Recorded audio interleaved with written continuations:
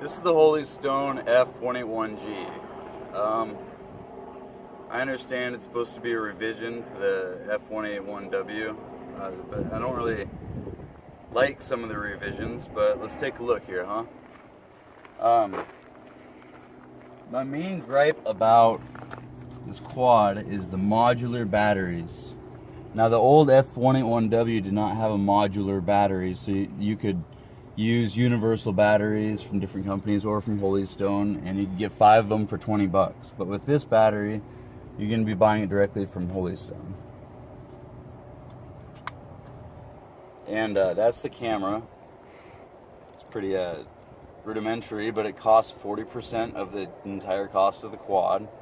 Really, it does. It's kind of ridiculous, so I don't see myself replacing it anytime soon. I've never really owned a brushed quad like this, but if you look up close in there, the electric motor's geared way down compared to the shaft on the propeller. And that makes for a little bit of noise, and I don't know why else they do that, but yeah. Overall, I think, like, you know, for $169, the thing should include a couple more features like GPS, let's see here, better transmission range from video and radio range, brushless motors, that would be nice, or something, you know, something for that $170, because for like $40 more, you can buy something slightly better on Amazon.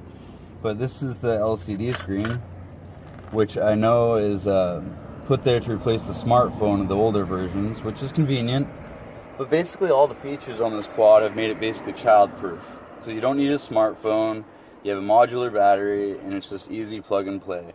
But when I did take it out of the box, it was pretty much just ready to run as it was. So I do prefer flying without the camera, and without the landing gear, and without this right here, just because the FPV range is so short that it kind of makes it pointless. I also have a set of goggles, but there's no point in flying FPV just because you lose video range so quickly. And yeah, so let's go have a flight.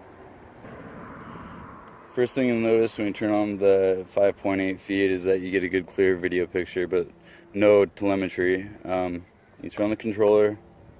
To bind it, it's as simple as up, down. Okay, now that I bound it, I'm also going to calibrate it by pushing and holding the headless mode button. You should always calibrate it before you fly it. There, now it's calibrated. And you just push motor on, turns on. See, that's the slow mode. That's number 1 mode. That's ridiculous. That's so slow. And you notice the yaw and the ascent and descent? Now when I change it to the 4th mode, the yaw and the ascent and descent really don't change, but it goes around and does go a little bit quicker around in motion. Now I'm not flying this in FPV because, you know, it's a little bit scary when your video range is so short. I'll show you how far out it takes to lose video range. Right there, see on the controller? I'm already losing video range a little bit. Actually, it's doing better out here in the field than it did in my neighborhood. But yeah.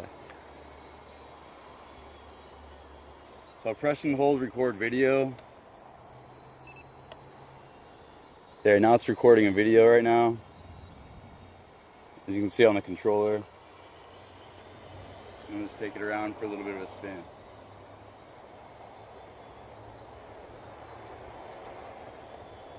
I really prefer flying it without the landing gear and the camera, just because it's so light anyways, the wind just takes it away.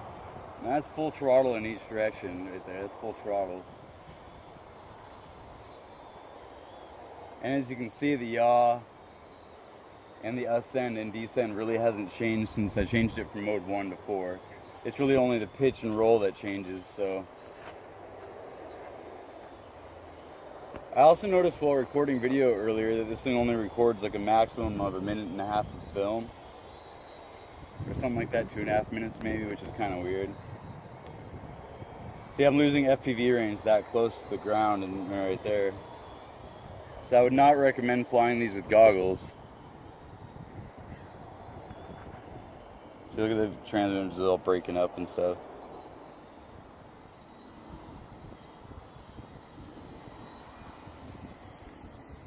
And again, the wind is just taking this thing away. Like, it is so light.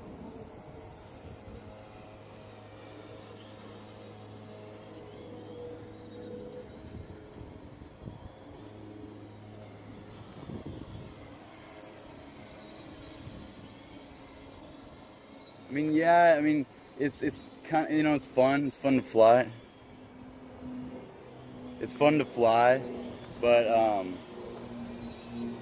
you know, it should have more features for $189 with packs and everything. Like, any one of the features at the higher end quads would be nice to, you know, have, like brushless motors, or a higher capacity battery, or maybe even a 2S battery, or, you know, GPS, return to home, that sort of thing, GPS features. Those would all be nice to have, or any one of those features would be nice to have, or a non-modular battery.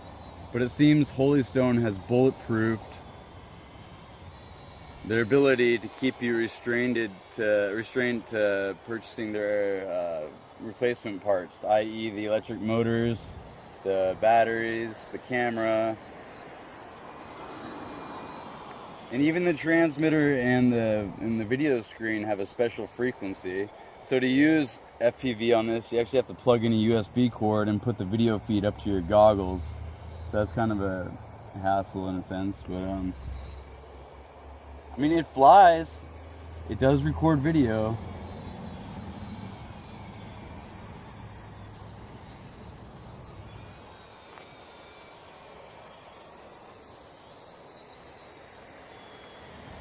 And as you notice, the gears kind of make a loud noise compared to normal brushed quads.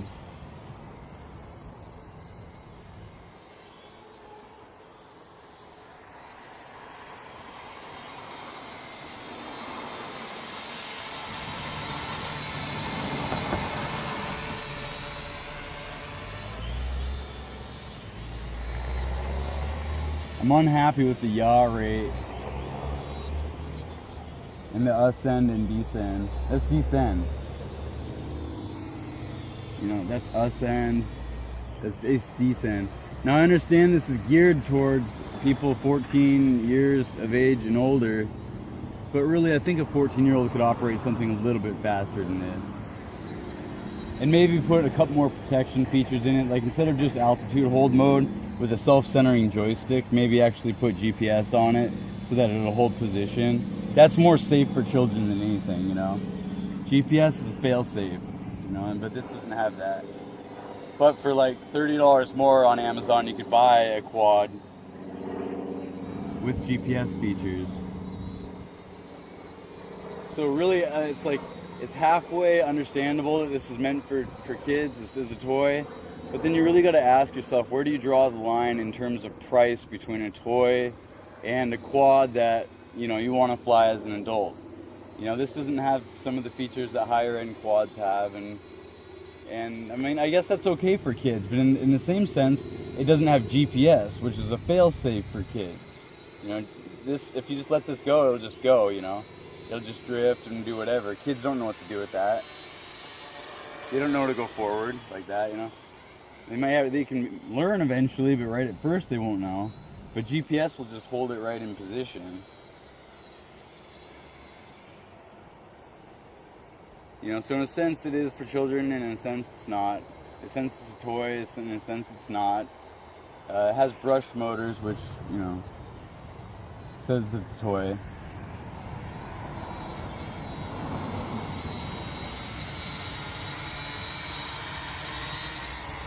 I don't know what it means by 6A is gyro on top of it.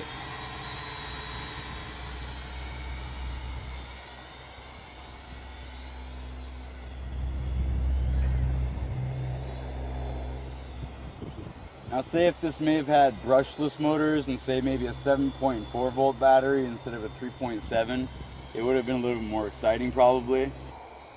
May not have the capacity, but it certainly would be more fun.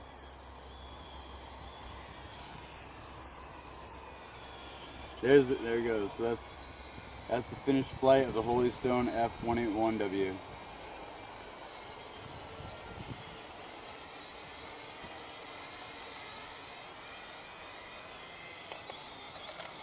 I don't understand what the auto land feature is supposed to be about. Actually, I did. I just pushed it and it auto landed. So yeah, the Holy Stone F181G.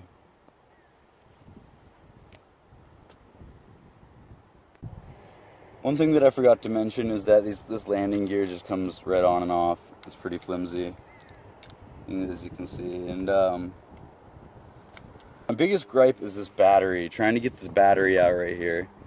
You know, when you're trying to get it out, it's like you think you could just pull straight back on that, but you can't. You have to kind of push down and release it out back like that. So again, you have to push down with your thumb and then slide it out like that. And then you can go home and charge your modular battery via micro USB. And that's super annoying, is just having one of these batteries. I really wish that I could refilm some of these shots right now, but I don't have a second battery I can shove in this thing.